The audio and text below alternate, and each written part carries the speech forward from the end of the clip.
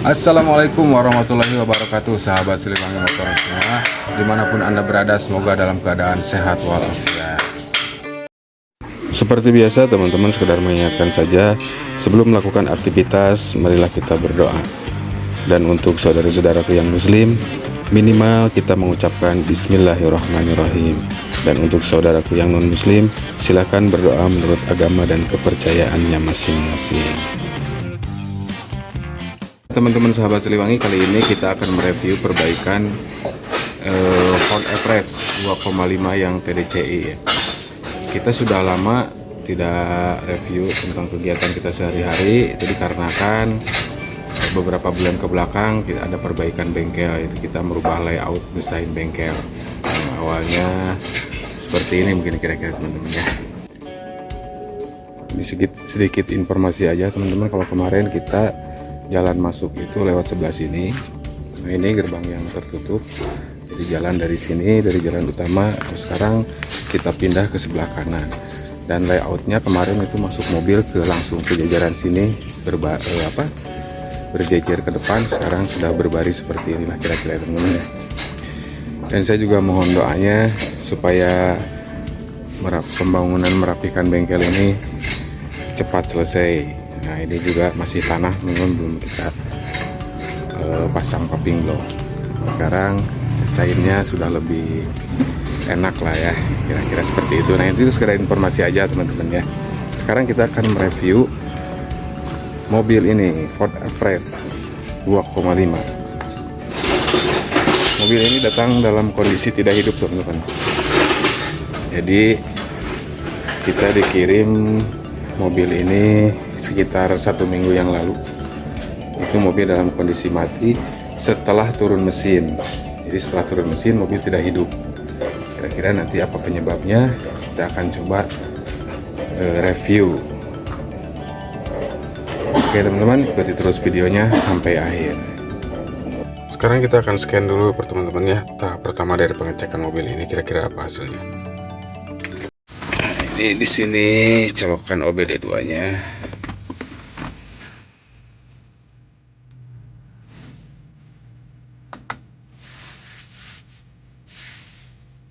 Kebetulan saya hanya menggunakan scanner biasa aja ya, Viget.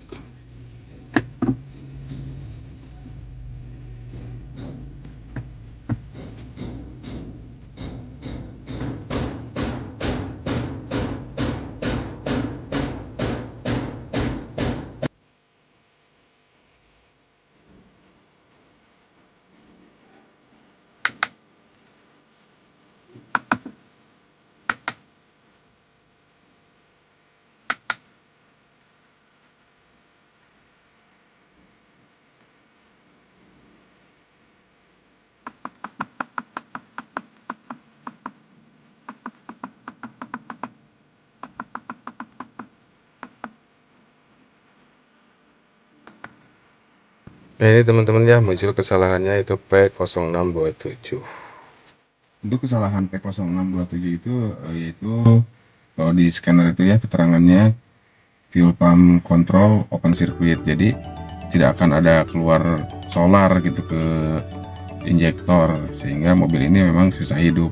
Dan jelaskan sedikit, jadi sebelum mobil ini turun mesin, menurut keterangan yang punya, memang mobil ini sudah mengalami sering mogok-mogok gitu ya. Jadi kadang-kadang dipakai keluar kota, mogok tapi nanti hidup lagi. Nah, mungkin prediksi saya itu sebetulnya jadi masalahnya itu suplai dari bahan bakar gitu teman-teman. Jadi bukan dari masalah utama dari mesinnya gitu, tapi memang mesin juga mungkin kalau dicek kompresi ya, tergantung kompresinya berapa, bisa juga menyebabkan, tapi itu hanya menyebabkan susah hidup aja, tidak sampai mogok biasanya ya. Jadi kita sekarang akan cek komponen-komponen yang memungkinkan atau komponen-komponen yang berkaitan dengan sistem jalur bahan bakar dulu gitu ya, untuk tahap pertama. 3 komponen utama yang kaitannya sangat erat pada mobil ini yaitu satu, injektor ya, injektor ini teman-teman yang jumlah ada 4. Yang kedua yaitu pressure regulator. Nah, ini pressure regulator yang letaknya ada di bos pom ya teman-teman, atau pompa solar tekanan tinggi bagian. Nah, ini letaknya berada di ekor bospom tadi. Dan yang ketiga adalah ini namanya sensor SCV, yaitu letaknya berada di posisi di common rail. Pressure regulator ini teman-teman ya, pressure regulator yang berada di bospom itu untuk menstabilkan tekanan dari pompa solar yang ini. Jadi solar dari tangki masuk dulu ke pompa solar, kemudian masuk ke bospom atau tekanan solar, pompa solar tekanan tinggi, kemudian masuk ke common rail ya yang diatur oleh sensor SCP tadi, kemudian baru masuklah ke injektor. Ini sebelah kiri ada sensor SCP dan sebelah kanan adalah regulator high pressure pump. Setelah kita tadi coba kedua komponen tersebut, solar tetap tidak mau keluar teman-teman ya. Artinya kita harus ngecek yang lain. Dan di bagian ini itu tidak ada strum sama sekali. Dan untuk itu akhirnya kita memutuskan untuk melakukan pengecekan injektor. Dari hasil pengecekan injektor, ternyata 3 injektor juga kondisinya tidak begitu baik, dan 1 injektor yang ini mengalami kerusakan yang sangat parah alias mati total ternyata teman-teman. Ini beberapa part injektor. Ini ada parameter dari hasil pengecekan injektor, yaitu ada tingkat kebocoran dan sebagainya. Jadi dengan cara pengecekan atau kalibrasi injektor seperti ini, nanti kita akan ketahui bahwa injektor ini ada kekurangan di tarikan bawah, tarikan tengah, ataupun tarikan atas.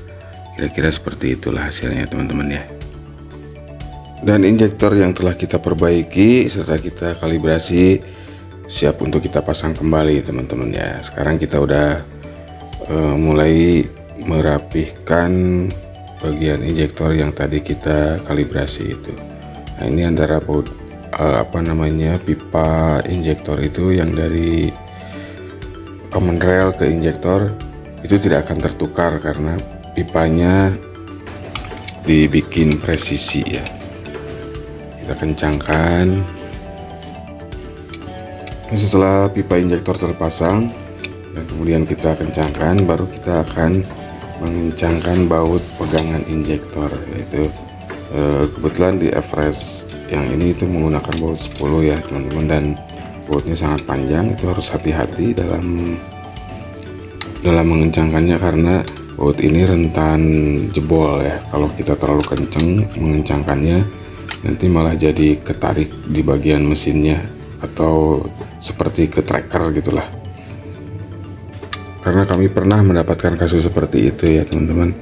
Jadi baut dudukan injektornya itu jebol ya, akhirnya mau tidak mau ganti silinder head. Karena dudukan baut yang di bawah yang tertanam di blok mesin itu sangat kecil atau sedikit gitu ya. Jadi akhirnya pada waktu itu kita melakukan pergantian silinder head.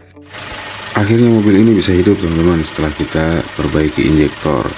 Dan sebelumnya kita melakukan pengecekan bagian-bagian atau instalasi yang berhubungan dengan sistem suplai bahan bakar, dan ternyata permasalahannya itu ada di injektor.